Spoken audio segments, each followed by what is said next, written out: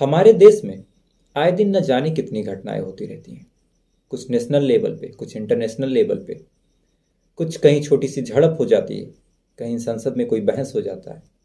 ये घटनाएं आए दिन होती हैं, लोगों के जहन में कुछ दिन तक रहती हैं, उसके बाद आदमी भूल जाता है। लेकिन इस चीज़ के उलट कई घटनाएं ऐसी हो चुकी हैं और अमूमन भगवान न करे कि दोबारा कभी हो। लेकिन ऐसी घटनाएं, चाहे उन घटनाओं को दशकों बीत गए, लेकिन उन घटना के बारे में आज भी जब लोग याद करते हैं या फिर जब लोग सुनते हैं, तो आज भी सुनने वालों के जहन में एक तरह से एक सिरहन पैदा होती है। लोग का जी कचोट जाता है कि हमारे देश में ये क्या चीज़ हुई थी और इसका रिजल्ट क्या हुआ। और आने वाला समय भी शायद इस घटना को लेके शर्मिंदा होता है, शर्मसार होता है। तो आदाब, नमस्कार, जय हिंद, वंदे मातरम। मैं आपका अपना ठाकुर प्रखर सिंह। आज मैं जिस कहानी को सुनाने आया हूँ, जिस कहानी के साथ आपके सामने हाजिर हुआ हूँ, चूंकि आज डेट है 24 दिसंबर, और ये कहानी भी सेम डेट की है, 24 दिसंबर 1999। ये कहानी हमारे देश के दामन पे एक ऐसा धब्बा है, एक ऐसी कालिख लगी है कि शायद ये कहानी, ये घटना ना हुई होती, कहानी कहना गलत होगा, ये सच्ची घटना ना हुई होती तो शायद कई ऐसी चीज़ें उसके बाद ना होती। कई चीज़ें जो हुई, कई लोगों की जाने गई, चाहे हमारे देश में हो चाहे दूसरे देशों में हो। और ये घटना जब हो रही थी तो हमारे देश ने एक दूसरे देश से मदद मांगी, जो आके मैं आपको वीडियो में बताऊंगा। तो उस देश ने भी मदद करने से इनकार किया। उसे लगा कि शायद ये हमारा मैटर नहीं है। लेकिन इस चीज़ का खामियाजा हमसे ज़्यादा उस देश को ही भुगतना पड़ा। तो ज़्यादा समय नहीं लूँगा, सीधा चलूँगा आज की इस कहानी के ऊपर। तो कहानी की शुरुआत होती है 24 दिसंबर साल 1999। 24 तारीख यानी आज के ही दिन 1999 में एक एयर इंडिया की प्लेन, इंडियन एयरलाइंस की एक प्लेन IC-814, ये प्लेन नेपाल के काठमांडू से न्यू दिल्ली के लिए रवाना होती है। लगभग शाम के 5 साढ़े 5 का वक्त था। प्लेन में 178 लोग सवार थे। प्लेन वहाँ से उड़ती है। उड़ने के बाद नेपाल से हिंदुस्तान की दूरी ज़्यादा है नहीं, तो थोड़े ही टाइम में जैसे ही जो भारतीय वायु क्षेत्र है, ये जो हमारी एक दायरा होता है हिंदुस्तान का, उस दायरे में जैसे ही वो प्लेन घुसती है, तभी अचानक से उस प्लेन के बीचों बीच एक आदमी नकाबपोश अचानक से खड़ा होता है। खड़ा होने के बाद अचानक से चिल्लाते हुए कहता है कि अगर कोई भी अपनी जगह से हिला या फिर कोई भी हरकत या फिर कुछ ऐसी वैसी काम करने की कोशिश की, तो इस प्लेन को तुरंत मैं बम से उड़ा दूंगा। अब उस प्लेन में जो लोग छुट्टियां मना के लौटे थे, कुछ लोग हनीमून वगैरह पे गए थे, कुछ लोग घूमने गए थे। हिंदुस्तान से नेपाल अमूमन सारे लोग घूमने ही जाते हैं। तो ऐसी बात, ऐसी लाइन जब सुनते हैं तो सुनने के बाद सारे लोग एक तरह से चौंक जाते हैं कि ये कौन सिरफिरा है, अचानक से तरह से कैसे फिल्मी डायलॉग मार रहा है, चिल्ला रहा है। लेकिन इससे पहले कि सारे लोग कुछ समझ पाते, उनके जहन में कोई बात आती, अलग अलग जगहों से, कोई पीछे वाली सीट से, कोई आगे वाली सीट से, कोई बीच की सीट से, लगभग 4 और लोग उठते हैं। और उठने के बाद अपनी अपनी पोजीशंस लेते हैं और पोजीशन लेने के बाद कहते हैं कि अगर कोई भी हिला तो इस प्लेन को बम से उड़ा दिया जाएगा, और जो हिला या फिर कुछ हरकत की, हीरो बनने की कोशिश की, तो अपनी जान का, अपनी माल का जिम्मेदार वो खुद होगा। अब गहमा गहमी भरा माहौल होता है, सारे लोग हक्के बक्के रह जाते हैं। किसी को कुछ समझ नहीं आता कि 5 लोग कह के आ रहे हैं, क्योंकि इस तरह का एक्सपीरियंस उन लोगों को था नहीं, कुछ पल्ले नहीं पड़ रहा था। इसके बाद ये लोग भाग के, अमूमन आपका तो जो प्लेन आता है उसका स्ट्रक्चर ऐसा होता है कि जो पायलट होते हैं वो अपने आप को अंदर से लॉक रखते हैं। उस टाइम पे ये सारी चीज़ें होती नहीं थी। ये पांचों लोग भागते हैं, 5 में से कुछ लोग अपनी जगह पे रहते हैं। उसके बाद 2-3 लोग पायलट के पास जाते हैं और कहते हैं कि जो प्लेन है ये हाईजैक हो चुका है और इस प्लेन को वहाँ ले चलो जहाँ चलने को मैं बोलूँगा। अब पायलट ये बात जब सुनता है तो पायलट, जिनका नाम था, जो कैप्टन थे उस समय फ्लाइट को उड़ा रहे थे, देवी सरन जब ये बात सुनते हैं तो सुनने के बाद एक तरह से वो भी हक्के बक्के रह जाते हैं कि ये कौन आदमी है, किस तरह की बातें कर रहा है। इसके बाद ये 5 लोग अपने अपने हथियार निकालते हैं, पायलट को डराते धमकाते हैं, सारे लोगों को डराते धमकाते हैं। इसके बाद कहते हैं कि अब इस प्लेन को, जो कि हिंदुस्तान जा रहा है, इसे लाहौर ले चलो, पाकिस्तान के। अब ये बात जब देवी सरन सुनते हैं तो सुनने के बाद समझाते हैं कि इस प्लेन का पाकिस्तान जाना तो संभव नहीं है, उसके लिए मुझे अपने आला दर्जे के अफसरों से बात करनी होगी, सबसे परमिशन लेनी होगी। ढेर सारे प्रोटोकॉल होते हैं किसी भी देश के या फिर किसी भी हवाई अड्डे के अंतर्गत अगर आप अपना प्लेन उतारते हैं तो उसके कुछ प्रोटोकॉल हैं, आपको बात करनी पड़ेगी, परमिशन लेनी होगी, रूट क्लियर कराना होगा ताकि क्रैश ना हो, ये सारी चीज़ें ना हो। फिलहाल ये बात हाईजैकर्स मान जाते हैं, मानने के बाद कहते हैं कि ठीक है तुम बात करो, परमिशन लो। देवी सरन सिंह और बाकी और 2-3 जो लोग थे, क्रू मेंबर थे उनके, इंडियन जो एयरलाइंस की सर्विस थी उनसे बात करते हैं, उनको सारी सिचुएशन बताते हैं। अब ये सारे लोग जो यहाँ पे बैठे थे, जो आला दर्जे के अफसर थे, उन तक बात जाती है। बात जाने के बाद सारे लोग चौंकते हैं कि हमारा एक प्लेन हाईजैक हो चुका है।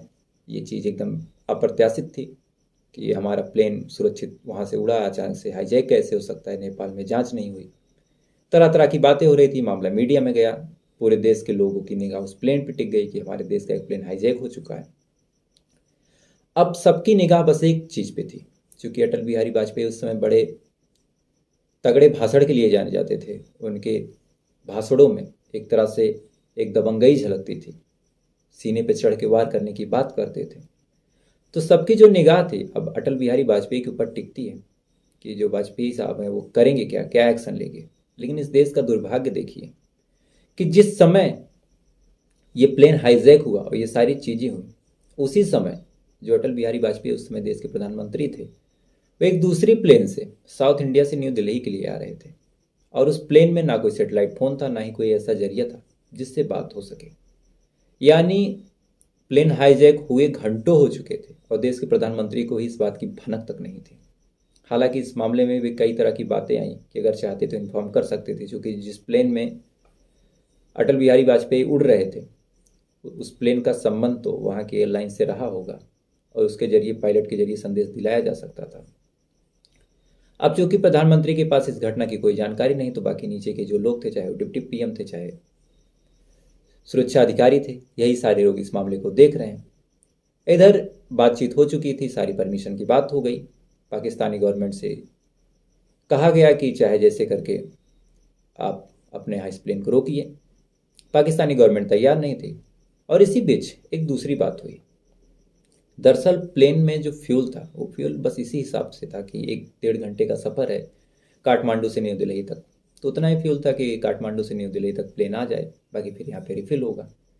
अब इस प्लेन को लाहौर जाना था, डिस्टेंस लगभग 3 गुनी हो गई, तो प्लेन जाए तो जाए कैसे। देवी सरन जो थे हाईजैकर को समझाते हैं कि इस प्लेन में उतना फ्यूल है नहीं कि लाहौर तक ये प्लेन पहुंच सके। काफ़ी देर तक हाईजैकर्स कहते हैं कि प्लेन को चाहे जैसे ले चलो, हमें नहीं पता, प्लेन जमीन टच नहीं करना चाहिए पाकिस्तान से पहले। देवी सरन काफ़ी समझाते हैं, समझाने के बाद हाईजैकर्स मानते हैं।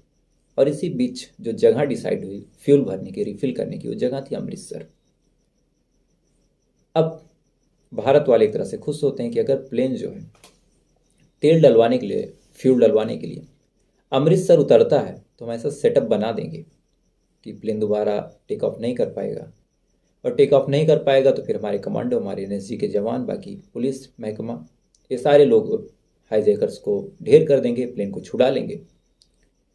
मामला अमृतसर के डिपार्टमेंट तक गया, सारी चकाचौंध इंतजाम किए गए, टैंकर्स वगैरह सारी चीज़ें ला दी गई। लेकिन यहाँ भी पाकिस्तान, माफ़ कीजिएगा, यहाँ भी हिंदुस्तान की गवर्नमेंट से जो उस समय ये सारी चीज़ डील कर रहे थे, चाहे लाल कृष्ण आडवाणी थे, चाहे जो लोग थे, उनसे एक बहुत बड़ी गलती हो गई। अगर वो चाहते और इतना चकाचौंध उनको इंतजाम करना था कि टैंकर हो, एनएसजी के जवान खड़े हों, बाकी सारी चीज़ें हों, तो जो एयरपोर्ट की लाइटें थी उनको थोड़ा सा कम करना चाहिए था, ताकि जो वो लोग थे जो आतंकवादी थे उनकी नज़र इन सारी चीज़ों पे ना पड़े। लेकिन इसके उलट चकाचौंध लाइट थी, सारी चीज़ें थी। जैसे ही प्लेन ज़मीन टच करने वाला था, अमृतसर के एयरपोर्ट पे पहुंचता है, ज़मीन टच करने वाला था, एक हाईजैकर की निगाह वहीं पास में खड़े एक टैंक पे पड़ जाती है। हाईजैकर एक्सपर्ट था, मामले को भाग जाता है और तुरंत कहता है कि ये प्लेन जो है यहाँ पे नहीं उतरेगा, प्लेन को वापस टेक ऑफ करो, ऊपर लेके चलो, ज़मीन टच नहीं होना चाहिए। गन वगैरह देवी सरन के कनपट्टी पे लगा दी जाती है। और इसी बीच जैसे ही अमृतसर वाला कांड हो रहा था, वैसे ही एक आदमी अचानक से, जो हनीमून मना के लौटा था, वो अचानक से उस प्लेन से कूदने की और इन हाईजैकरों से लड़ने की कोशिश करता है। अब एक तरफ बाहर कुछ टैंकर्स खड़े थे, एनएसजी के जवान पहुंचने वाले थे, कुछ पुलिसकर्मी खड़े थे, तमाम प्रकार के लोग खड़े थे। सबको एक कौतूहल तक प्लेन उतरेगा, बस कैसे कैसे पकड़ना है। दूसरे बीच एक दूसरा आदमी प्लेन के अंदर हीरो बनने की कोशिश कर रहा था, बचने की कोशिश कर रहा था। तो हाईजैकरों को लगता है कि शायद कोई मिसाल अब सेट कर देनी चाहिए। एक हाईजैकर जाता है और उस आदमी के गले की नस को काट देता है। आदमी पूरे प्लेन के अंदर दर्द से तड़पता रहता है, छटपटाता रहता है, पूरा खून से भीग जाता है और भीगने के बाद वहीं पे मर जाता है। इसके बाद फिर कहते हैं कि अब इस प्लेन को हम नहीं जानते, चाहे जो आप करिए, लाहौर लेके चलिए। पायलट बेचारा डरता है, क्योंकि उसके सामने एक आदमी को मार दिया गया था। वो प्लेन लेके लाहौर की तरफ रवाना होता है। लेकिन जैसे ही लाहौर की सीमा में ये प्लेन पहुंचता है तो जो पाकिस्तानी गवर्नमेंट थी वो सोचती है कि अगर कोई भी मामला, ये प्लेन हमारी ज़मीन पर उतरा और कोई बात हुई, कोई खून खराबा हुआ, तो ऐसे ही हमारे देश की इमेज जो है वो खराब है। अगर ये प्लेन यहाँ उतरा और कुछ दूसरी कार्रवाई हुई, कुछ खून खराबा हो गया, तो शायद इमेज और ख़राब हो जाएगी, शायद लोग पाकिस्तान से जोड़ के देखे जाएंगे। क्योंकि अगर हाईजैकर पाकिस्तान में उतरवाएंगे तो सबको यही लगेगा कि जो आतंकवादी हैं वो पाकिस्तानी हैं। अब भारत का दबाव था, बाकी लोगों का दबाव था। भारत वाले चाह रहे थे कि वहीं पे प्लेन को रोका जाए, फिर पाकिस्तान कुछ ऐसी व्यवस्था करे कि प्लेन उड़ ना पाए। हाईजैकर को छुड़वा के हमारे जो भारत के लोग हैं, उसमें कुछ विदेशी भी थे, कुछ ऑस्ट्रेलिया के थे, कुछ बाकी अलग अलग कंट्री के भी थे, उनको छुड़ा के सुरक्षित हमारे हवाले कर दें। लेकिन अब भारत के लिए पाकिस्तान इतनी रिस्क ले क्यों? पाकिस्तान मना कर देता, अपने एयरपोर्ट की लाइट वगैरह बंद कर देता, ताकि जो पायलट है उनको एयरपोर्ट दिखे ही ना। अब भारत सरकार और पाकिस्तान की सरकार के बीच मान मनोवल शुरू होती है। मान मनोवल में काफ़ी भारत सरकार रिक्वेस्ट करती है। उसके बाद पाकिस्तानी गवर्नमेंट बस इतनी परमिशन देते हैं कि इस प्लेन को तभी तक उतारा जाएगा और उतनी देर के लिए कि जितनी देर में फ्यूल रिफिल हो जाए। बहरहाल मान मनोवल होती है, पाकिस्तान गवर्नमेंट मानती है। भारत वाले फिर से बताते हैं पायलट को, पायलट हाईजैकरों को बताता है, फिर प्लेन वहाँ उतरती है, फ्यूल भर दिया जाता है, फिर प्लेन वहाँ से टेक ऑफ करती है और हाईजैकर्स कहते हैं कि इस प्लेन को दुबई लेके चलो। अब जैसे ही दुबई के लिए ये प्लेन रवाना होती है, फिर भारत सरकार दुबई वालों से रिक्वेस्ट करती है कि आप वहाँ पे उसे रोक लीजिए, फिर पकड़ लीजिए, सारी चीज़ करिए, छुड़वाइए। लेकिन फिर पाकिस्तान की तरह दुबई की भी वही बात कि भैया आपके मैटर में हम क्यों रिस्क लें, अभी हम छुड़ाने की कोशिश करें, कोई मर जाए उस पर भी हमारे देश का नाम खराब होगा, बदनामी होगी, हम बस यहाँ से तेल भरवा के छोड़ देंगे। लेकिन अब भारत वाले दुबई वाले को काफ़ी समझाते हैं और एक नेगोशिएशन की बात करते हैं। और इस नेगोशिएशन में ये बात फाइनल होती है कि अगर ये 27 लोगों को छोड़ते हैं, जिसमें कुछ औरतें थी, कायदे से 27 की बात नहीं थी, उस बात में बस यही थी कि जितनी औरतें और बच्चे हैं, और अगर कोई बीमार पेशेंट है, उसमें से एक कैंसर का मरीज़ था, एक डायबिटीज़ का मरीज़ था, ऐसे लोगों को छोड़ा जाए और ऐसे लोगों को दुबई पे छोड़ दिया जाए और तभी दुबई फ्यूल देगा। हाईजैकर्स भी बात मान जाते हैं, 27 लोग छोड़ दिए जाते हैं, वहाँ से तेल भराते हैं और तेल भरा के फिर से कहते हैं कि अब इस प्लेन को कांधार लेके चलो। और कांधार ये जगह हमारे पौराणिक महत्व में, महाभारत में जो गांधार है, असल में वही कांधार है और ये पड़ता है अफगानिस्तान में। और उस समय कांधार पे तालिबान का कब्जा। अब भारत सरकार ट्रिपल परेशान कि अगर तालिबान के क्षेत्र में हमारा प्लेन जाता है तो पता नहीं इधर आतंकवादियों से डील करना पड़ा, दूसरे तालिबानियों से भी करना पड़े, पता नहीं वहाँ क्या माहौल हो और परमिशन मिले ना मिले। दूसरा ये था कि अगर परमिशन नहीं मिली और ऐसे प्लेन उड़ता रहा तो पैनिक जो है वो ज़्यादा बढ़ता जा रहा है। तीसरा फिर वही था कि अगर किसी को कुछ हो गया तो शायद बहुत बड़ी दिक्कत हो जाएगी। हाईजैकर्स की डिमांड क्या अभी तक ये भी नहीं पता। इसी बीच अटल बिहारी वाजपेयी न्यू दिल्ली जो इंदिरा गांधी एयरपोर्ट है उस पर लैंड करते हैं। अब अमूमन जो प्रोटोकॉल था कि कुछ लोग फूल लेके खड़े होते, सारी चीज़ें होती, लेकिन अटल बिहारी वाजपेयी देखते हैं कि जो उस समय के सिक्योरिटी एडवाइज़र थे, सारे लोग थे, बेहद घबराए हुए बस अधीरता के साथ इंतजार कर रहे थे कि जल्दी से अटल बिहारी वाजपेयी आए तो सारे मामले को उनको बताया जाए कि ऐसी सारी चीज़ें हो रही हैं। अटल बिहारी वाजपेयी फाइनली लैंड करते हैं, उनको सारी बात बताई जाती है। अटल बिहारी वाजपेयी फिर अमेरिका को फ़ोन करते हैं।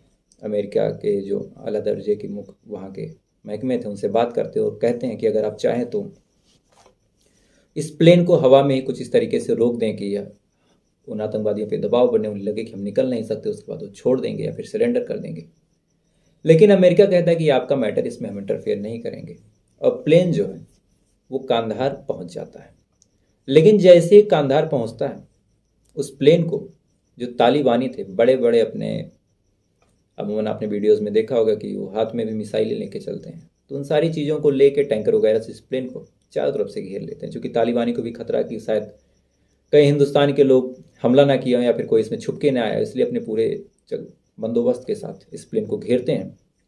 तालिबानी प्लेन के अंदर जाते हैं, पूरे प्लेन को चेक करते हैं और उसके बाद जो सारी डिटेल थी हिंदुस्तान को बताते हैं। हिंदुस्तान को बताने के बाद सारी जो चीज़ें थी वो रूबरू कराते हैं और कहते हैं कि आपको जो डील करनी है बीच में, मैं नेगोशिएशन करवाने के लिए, मीडिएटर बनने के लिए तैयार हूँ, लेकिन जल्द से जल्द इस प्लेन को यहाँ से आप लेके जाइए। भारत वाले थोड़ी राहत की सांस लेते हैं और आतंकवादियों से कहते हैं कि जो भी करना है थोड़ा जल्दी करो, अगर ज़्यादा टाइम लगाओगे तो हम इस प्लेन पे हमला कर देंगे।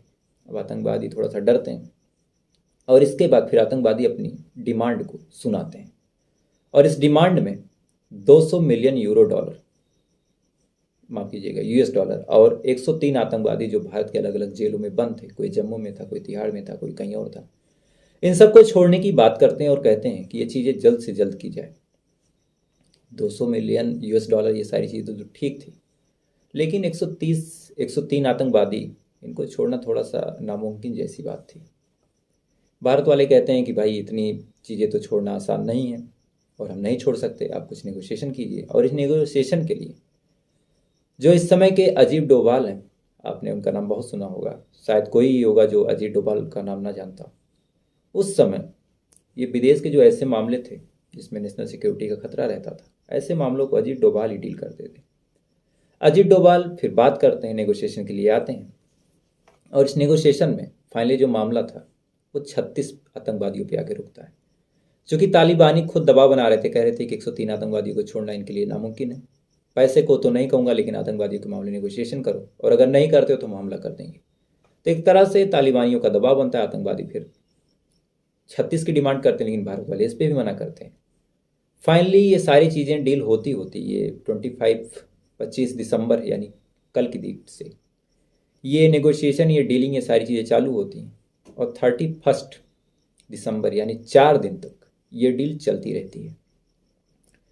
कभी पैसे कम करने की बात होती, कभी आतंकवादी को छोड़ने की बात होती, सारी चीज़ें होती। अब जो हाईजैकर्स थे वो भी लिस्ट बना रहे थे कि किसको छुड़ाना ज़्यादा ज़रूरी है और सबसे बड़ा डर यही था कि अगर तालिबान इसमें इंटरफेयर अब कर देगा तो सबको छुड़ा भी लेगा, हमको मार भी देगा, कोई मतलब नहीं रह जाएगा और तालिबान हिंदुस्तान के संबंध भी अच्छे हो जाएंगे, जो चीज़ पाकिस्तानी जो हाईजैकर्स थे वो कभी नहीं चाह रहे थे। अब पाकिस्तानी क्यों कहा इसके बारे में आपको बाद में बताऊँगा। बहरहाल सारे दबाव बनते हैं, सारी चीज़ें होती हैं और लास्ट में 3 आतंकवादी, और पैसे की क्या बात हुई इसके बारे में कोई ऑन द रिकॉर्ड बात नहीं है, लेकिन पैसे वही 200 मिलियन यूएस डॉलर मान के लोग चल रहे हैं। और 3 आतंकवादियों में मौलाना मसूद अजहर और अहमद जकर और उमर सईद, ये 3 आतंकवादियों को छोड़ने की बात होती है और सारी चीज़ें कहते हैं कि इनको छोड़िए, बाकी हम फिर आइए, आप अपने लोगों को लेके जाइए, हमें कोई किसी को हार नहीं करना, किसी को कोई नुकसान नहीं पहुंचाना। अब इसके बाद इन तीनों आतंकवादियों को अलग अलग जेल से छुड़ाया जाता है, दिल्ली लाया जाता है और एक दूसरी प्लेन में अजीत डोभाल और उस समय के फॉरेन मिनिस्टर थे और कुछ लोग 31 दिसंबर को सारे लोगों को लेके, इन तीनों आतंकवादियों को लेके कांधार जाते हैं। कांधार जाने के बाद सुपुर्द करते हैं और मीडिएटर का काम जो था वो तालिबान करा रहा था। तालिबान इन लोगों को पिकअप करता है, पिकअप करके उन लोगों तक लेके जाता है। उसके बाद ये लोग जो हाईजैकर्स थे 5 लोग, ये प्लेन से उतरते हैं और जैसे ही उतरते हैं वैसे ही तालिबानी इनसे कहते हैं कि तुम्हारे पास 15-16 घंटे का टाइम है, हमारी सीमा से बहुत दूर चले जाओ, चाहे जैसे जाओगे, चाहे बाई रोड जाओ, तुम्हें कोई रोकेगा नहीं, लेकिन अगर इसके बाद तुम दिखाई दिए तो तुम सबको मार दिया जाएगा। ये 3 आतंकवादी और 5 हाईजैकर्स उन्हें लेके कराची, मतलब कांधार से कराची के लिए रवाना होते हैं। फाइनली कराची जाते हैं। अब इसके बाद एक दूसरा प्लेन आता है, इन जो हॉस्टेस थे इनको वहाँ से पिकअप किया जाता है। 178 लोग थे, अगर 5 हाईजैकर्स निकाल दिए जाएँ, 27 और निकाल दिए जाएँ तो करीब 140-150 लोग, उनको वहाँ से सुरक्षित लाया गया। 31 तारीख को ये सुरक्षित पहुँचते हैं और 1 तारीख को न्यू ईयर जो था हमारा देश धूमधाम से मनाता है। लेकिन जो मैंने आपसे कहा कि शुरुआत में कि अमेरिका ने जो मदद नहीं की, उसका खामियाजा ये हुआ कि जो उमर सईद था, अगर ये जेल से ना छूटता तो शायद 9/11 ना होता, क्योंकि 9/11 जो अमेरिका में हुआ था उसमें सबसे बड़ा हाथ उमर सईद का माना जाता है।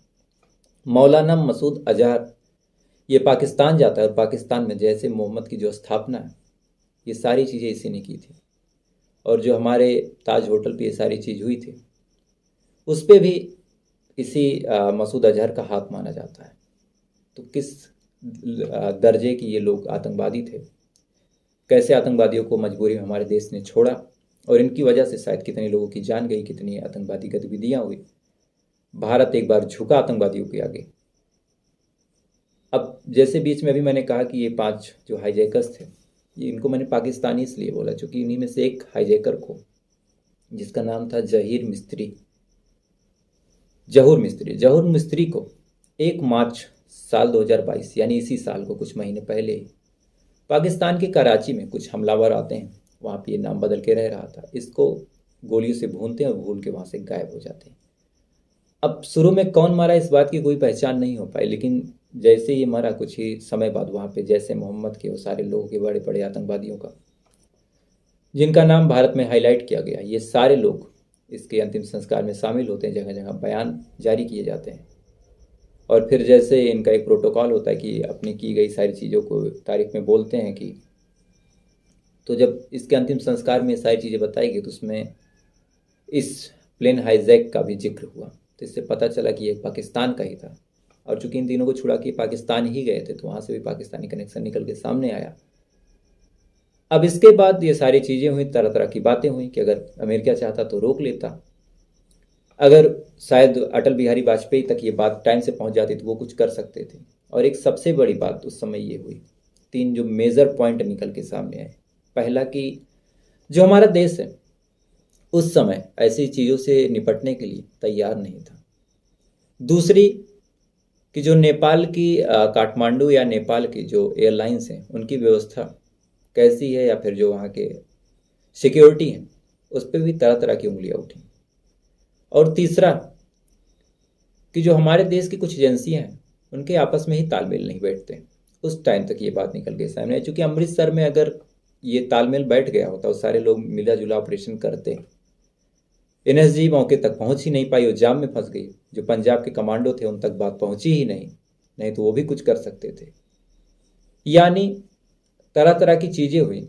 सबसे बड़ा जो दिक्कत था कम्युनिकेशन का अभाव, ना ही PM से कम्युनिकेट कर पाए लोग, ना ही सही से आपस में बात कर पाए, ना ही चाहते तो अमृतसर में रोक सकते थे, कोई बड़ी मुश्किल नहीं थी। लेकिन उस तरह के जहन दिमागी लोग इस मामले में शायद इन्वॉल्व ही नहीं हो पाए थे कि अगर प्लेन को उतारना है तो कुछ ऐसी व्यवस्था करे कि टैंकर वगैरह ना दिखे, या फिर NSG कमांडो कैसे हेलीकॉप्टर से घेर सकते हैं सारी चीज़ें। और इसका खामियाजा चाहे वो 9/11 हो, चाहे ताज होटल वाला मामला हो, सारी चीज़ों में हमारा देश भुगत चुका है। तो फिलहाल ये थी पूरी कहानी, और इस कहानी को आज इसलिए सुनाया कि आज 24 तारीख है और शायद 23 साल पहले ये घटना हुई थी आज ही के दिन। तो सोचा कि आज आपको सुना दूं। और 24 से 1 तारीख यानी 7 दिनों तक ये हमारे देश के लिए एक शोक काल था, क्योंकि आतंकवादियों की जीत हुई इसमें हमारे देश के ऊपर। तो फिलहाल ये थी पूरी कहानी। उम्मीद है आपको कहानी पसंद आई होगी। अगर कहानी पसंद आई हो तो वीडियो को एक लाइक कर लीजिएगा, चैनल को सब्सक्राइब कर लीजिएगा, और कोई कमेंट, कोई सुझाव, कोई सजेशन इस मामले पे आपकी क्या राय आप जरूर कमेंट बॉक्स में रखिएगा। तो आपसे कल फिर मुलाकात होगी किसी दूसरी कहानी के साथ। तब तक अच्छे रहिए, खुश रहिए। जय हिंद, वंदे मातरम।